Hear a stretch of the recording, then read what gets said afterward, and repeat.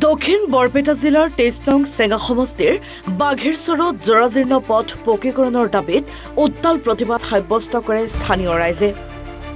ৰাস্তা আমাক লাগিবই, আমাৰ দাবী ন্যায্য দাবী, আমাৰ দাবী মানিবই লাগিব আদি শ্লোগানেৰে প্ৰতিবাদ কৰে পুৰুষ মহিলাই। প্ৰতিবাদকাৰীসকলৰ অভিযোগ, কংগ্ৰেছ চৰকাৰৰ সময়ৰ পৰাই পথটো জৰাজীৰ্ণ হৈ আছে যদিও আজিলৈকে কোনো স্থায়ী সমাধান কৰা হোৱা নাই। ফলত ৰোগীক চিকিৎসালয়লৈ নিয়া, ছাত্ৰ ছাত্ৰীৰ বিদ্যালয়লৈ যাতায়াত আৰু ব্যৱসায়ীসকলৰ দৈনন্দিন ব্যৱসায়ত ব্যাপক অসুবিধাৰ সৃষ্টি হৈছে। দীৰ্ঘদিন ধৰি বোকাময় অৱস্থাত থকা বাঘেৰচৰৰ পথটো পকীকৰণৰ দাবীত ৰাজপথলৈ এদৰে ওলাই আহিছে শতাধিক স্থানীয় পুৰুষ মহিলা। প্ৰতিবাদকাৰীসকলৰ অভিযোগ, বছৰ বছৰ ধৰি পথটোৰ উন্নয়নৰ আশ্বাস দিয়া হৈছে যদিও আজিলৈকে কোনো স্থায়ী ব্যৱস্থা গ্ৰহণ কৰা হোৱা নাই। জৰাজীৰ্ণ পথটোৰ বাবে অসুস্থ লোকক চিকিৎসালয়লৈ নিয়াত সমস্যাৰ সৃষ্টি হোৱাৰ লগতে ছাত্ৰ ছাত্ৰী, ব্যৱসায়ী আৰু সাধাৰণ পথচাৰীয়েও প্ৰতিদিনেই চৰম দুৰ্ভোগ ভুগিবলগীয়া হৈছে। শীঘ্ৰে পথটো পকীকৰণৰ কাম আৰম্ভ নকৰিলে গণতান্ত্ৰিক আন্দোলনৰ হুংকাৰ দিয়ে প্ৰতিবাদকাৰীসকলে। আহ্বান জনাম যে আমাৰ এই চেঙা সমষ্টিৰ বাঘেৰচৰ ৰাস্তাটো যাতে অনতি পলমে ৰাস্তাটো কৰি দিয়ে আৰু এই ৰাস্তা দি বহুতো স্কুল কলেজ ষ্টুডেণ্টবিলাকে যাতায়াত কৰে আৰু বহুতো দূৰ দূৰণিৰ মানুহে ৰাস্তা দি যাতায়াত কৰিব লগা হয়।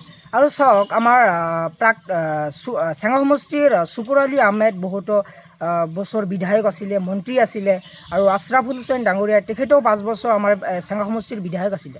তেখেতেই নিৰ্বাচনৰ সময়ত তেওঁলোকে প্ৰতিশ্ৰুতি দিয়ে যে এই ৰাস্তাটো মই কাম কৰিম, কিন্তু এতিয়ালৈকে এই ৰাস্তাটোৰ কাম কৰা নাই। মই পূৰ্বপুৰুষ বাপ দাদা তেখেতৰ দিনতো এই ৰাস্তা এনেকৈ আছিলে আৰু মই জন্মৰ পৰাই চাই আহিছোঁ এই ৰাস্তাটোৰ পৰিৱেশ ইমানেই বেয়া।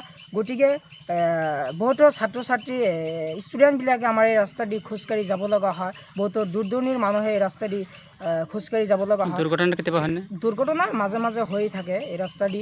আৰু চাওক, কিবা ইমাৰ্জেঞ্চি ৰোগী বা গৰ্ভৱতী মহিলা থাকিলে এই ৰাস্তাৰে যেতিয়া আলুপুটি MPSC চেণ্টাৰত নিব লগা হয় বা কাৰাইকিটি চেণ্টাৰত নিব লগা হয়, কাৰাইকিটি বেছিত নিব লগা হয়, তেতিয়া ইমাৰ্জেঞ্চি ৰোগী থাকিলে আমি সাধাৰণতে এম্বুলেঞ্চ বা 4চকীয়া বাহন ব্যৱহাৰ কৰোঁ।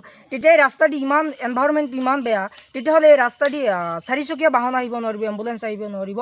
তেতিয়াহ'লে কিছুমান ৰোগী সাধাৰণতে মৃত্যুৰ মুখত পৰিবলৈ বাধ্য হয়। গতিকে মই চেঙা সমষ্টিৰ সন্মানীয় বিধায়ক মহোদয়ক আজিৰ দিনটোত এইটোৱে জনাব খুজিছোঁ যাতে আপুনি অনতি পলমে ডেফিনেটলিভাৱে আমাৰ এই চেঙা সমষ্টিৰ বাঘেৰচৰ ৰাস্তাটোৰ কাম উদ্বোধন কৰি ৰাস্তাটো পকীকৰণ কৰিব বুলি মই আপোনাৰ ওচৰত দাবী ইমানেই জনাইছোঁ।